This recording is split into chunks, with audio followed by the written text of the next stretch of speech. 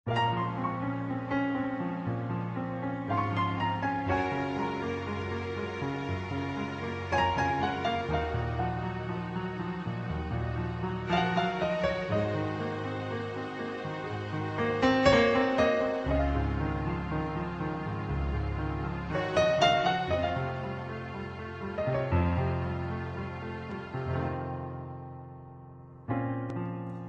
mety anako-piriny tantarantsy, tsy mety tazako intsony ny andro mibaly, fa alina mikitroka lavaka lalina lay fitiavana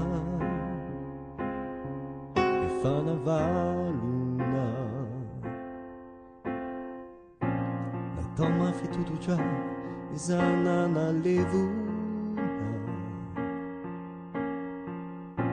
manangatra ne zato foko efa voalefonao,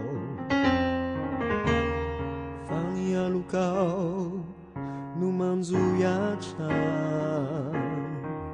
tsy masaraka,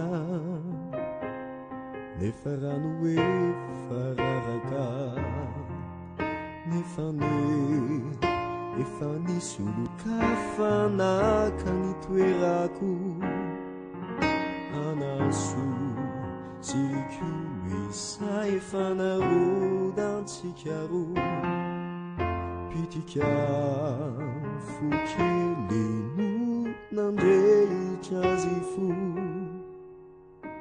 namakilo nandratra fo.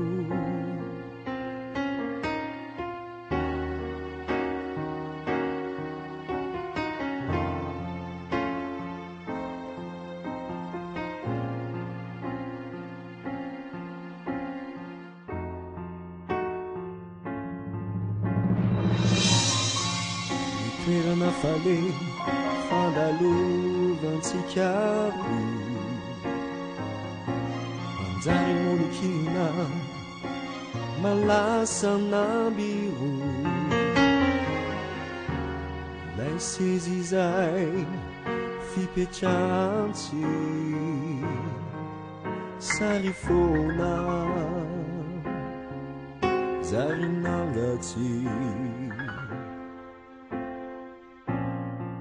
zanaborona ambadika anilanao ao,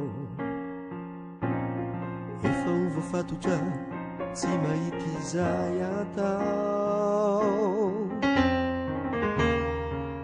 Zanako ilavitrakija tsy mieritreritra fa mierikeika, nefa nisy olo-kafa naka ny toeranao anaso sikule sa efa narodantsika roa, pitika fokely no nandrehitra azy fo namakilo nandratra fo.